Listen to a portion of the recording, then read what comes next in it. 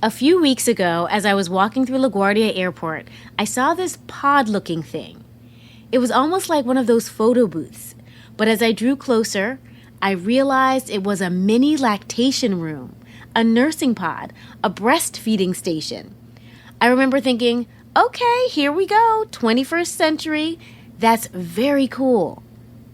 It's clear that over the past few decades, society has begun to understand some of the unique ways women need to be supported, especially earlier in their career journeys.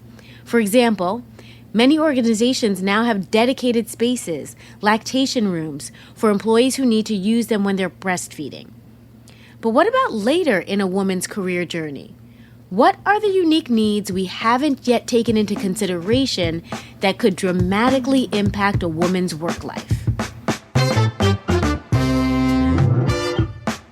I'm Modupe Akinola. This is TED Business. Our speaker today is Andrea Berchowitz, an entrepreneur dedicated to solving health-related issues that affect women's quality of life. In this talk, she shows how the rarely discussed symptoms of menopause can impact women's day-to-day work lives and ultimately their careers. Andrea offers suggestions for how organizations can be more menopause-friendly and create cultures that support diversity, equity, and inclusion in the workplace. Then after the talk, I'll discuss additional ideas for how organizations can support all employees as they age. But first, a quick break.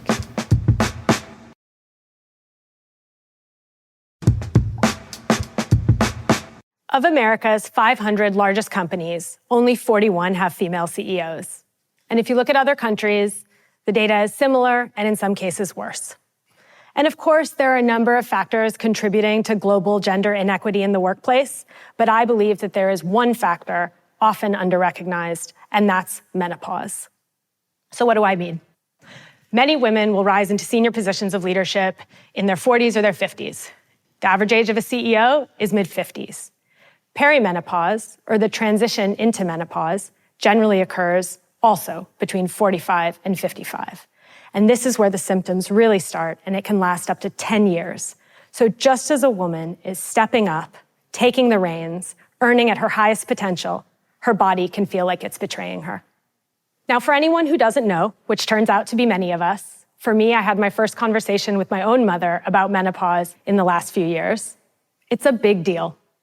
And it's not just a big deal for women over 45. Non-binary, transmasculine, and younger women may all cope with menopausal symptoms. So what are these symptoms? They can be physical, so that's hot flushes, joint pain, urinary incontinence, heavy periods. They can also be mental, anxiety, depression, bouts of low confidence, difficulty sleeping. Imagine that, 10 years of difficulty sleeping. The list is long, and symptoms can change, so it means you never really know what to expect. But make no mistake, they are significant. So significant that in a study by Vodafone across 5 countries, it found that 60% of women dealing with menopausal symptoms said it impacted their work. In another study in the UK, 30% of women said that they missed work due to their symptoms. And at the extremes, women are making serious choices about their careers. As many as 11% forewent a promotion opportunity, and as many as 8% resigned from their positions because of menopausal symptoms. My fascination with female leadership, and the obvious gap, began as a strategy consultant working in boardrooms around the world. In over 10 years, I can count on one hand the number of senior women over 50 in executive positions that I saw. Whether it was Seattle or Dubai, Lagos, or upstate New York, women were scarce at the top. I started to look around and question the system I was in, wonder what opportunities really existed. The women at the top were exceptional. The bar seemed almost too high to reach. And so I started speaking to my friends and colleagues in their 40s and 50s. They talked about things I knew, balancing a serious job, teenagers, and caring for elderly parents. But in a few instances, close friends opened up. They talked about how their bodies and their minds were changing and the impact of menopause on many aspects of their lives, including work. It was at that point that I realized if I wanted to make a difference to women in the workplace so we can all work as long as we want to, it was to improve menopause care. I believe the workplace can play a major role in improving the experience for women coping with menopausal symptoms. And it might sound cliche, but it does start with awareness. And then it means changing the physical setup of our offices, resetting expectations around work culture, and updating healthcare policies. So first, awareness. Since we learn virtually nothing about menopause in school, in the news, in pop culture, it's impossible to expect that even the most well-intentioned manager would have a clue how to be supportive. So many societies place so much pressure on women to appear young and happy and vibrant all of the time.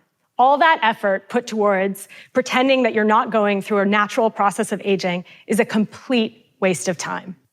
Meanwhile, a day in the life of a peri- or postmenopausal woman could be running to the bathroom to wait out a hot flush, looking for paper towels for perspiration that came out of nowhere when everyone else was freezing, skipping a meeting or sending someone else because a wave of anxiety made you feel like you couldn't cope, or skipping a business trip altogether because heavy periods made leaving home virtually impossible.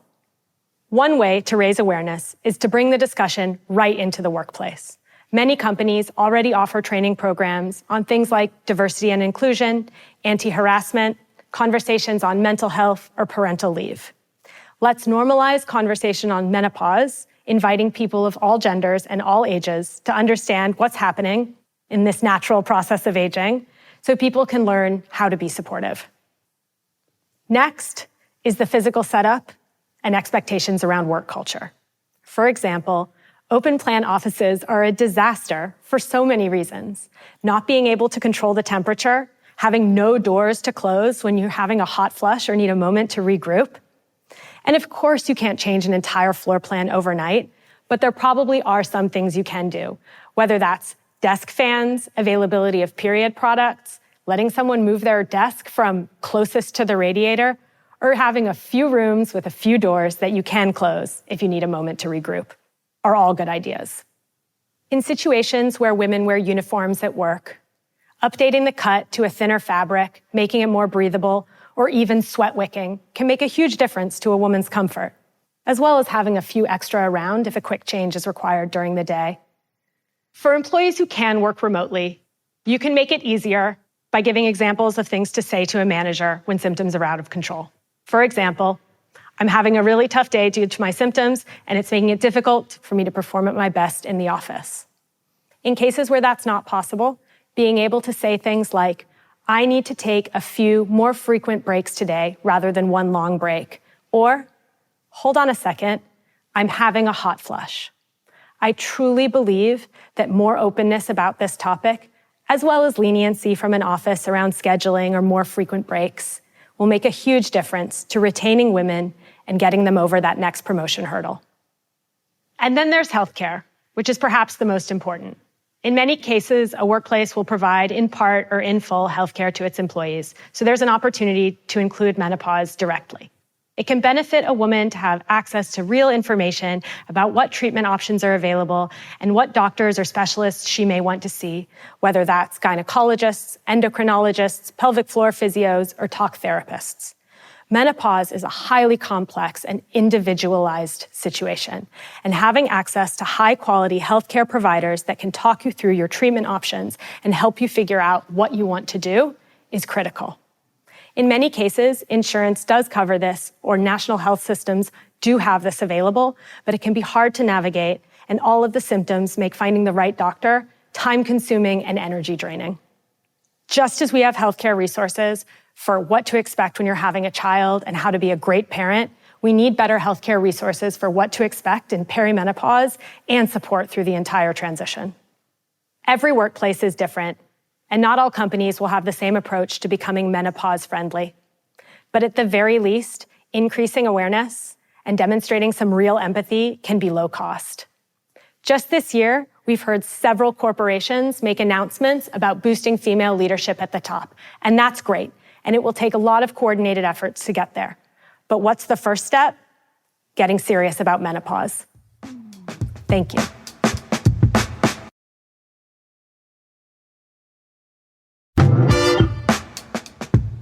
That talk made me hot. Yes, I am right in that perimenopause zone, so it really spoke to me. I have hot flashes regularly, which feels so weird because I'm a person who normally is always cold. I mean, running outside in 60-degree weather with only a tank top on has become a norm for me. I guess that's perimenopause. And it's great that organizations are making the effort to be menopause-friendly.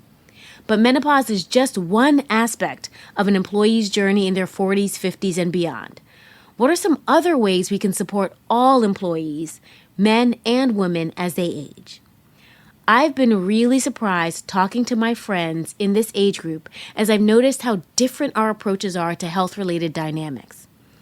My dad worked in healthcare, which means I come from a family that asks to do tests before we even need them. I remember not yet hitting 45, but asking my primary care doctor if I could get a colonoscopy because I knew I would need one soon.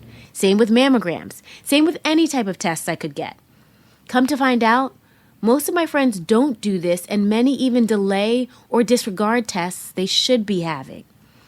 And it's not that they don't know to ask, but this stuff is scary, and it's easy to avoid following through on things we know we need to do as we grow older. Here's where our workplaces can fill that void, by taking the time to increase awareness and remind people of critical health milestones as we age. Many workplaces have emphasized getting checkups from the neck up, making us keenly aware of mental health-related resources. But what about reminding people to get checked for things like prostate cancer, or mammograms, or colonoscopies when the time comes? Health is just one dimension, but the bigger picture point is just as much as we focus on what millennials need and want, can we also think more about the needs of our older populations and organizations? Given how wide the technology gap can be between newer and older generations, the internet has become a great source of upskilling. These days, there are plenty of online trainings you can take to strengthen skills in marketing or social media. There are even courses that offer specific software certifications. And while some companies might reimburse older employees for taking these, what about approaching an employee's career journey in a more holistic way? For example, some companies even offer midlife reviews where they sit down with older employees to talk about their goals for the next 10 or 20 years of employment. Maybe someone in your workplace wants a role shift or realizes that they're planning to retire earlier than they had anticipated. These are important things to know, and why not discuss them intentionally? And speaking of retirement, some of my mentors have even talked about how much they loved phased retirement. Essentially, their companies allowed them to gradually cut back their hours as they entered retirement, easing them into this new chapter. And get this, some companies even offer grandparental leave. Isn't that so cool? You get a few days to get to know those adorable grandkids, support your children at a time when they need it most, and then get back to work when they get on your nerves. Who wouldn't want that? These are all simple enough gestures that involve prioritizing your workers at all stages of their journeys. But most important, creating a culture that is ready to support the youthful and the more seasoned. Because everyone needs a little special attention at work. That's it for today. This episode was produced by Transmitter Media with help from Jordan Bailey and Kiara Powell, and fact-checked by Matthias Salas. Special thanks to Anna Phelan, Michelle Quint, Corey Hagem, and Colin Helms. I'm Modupe Akinola. Talk to you again next week.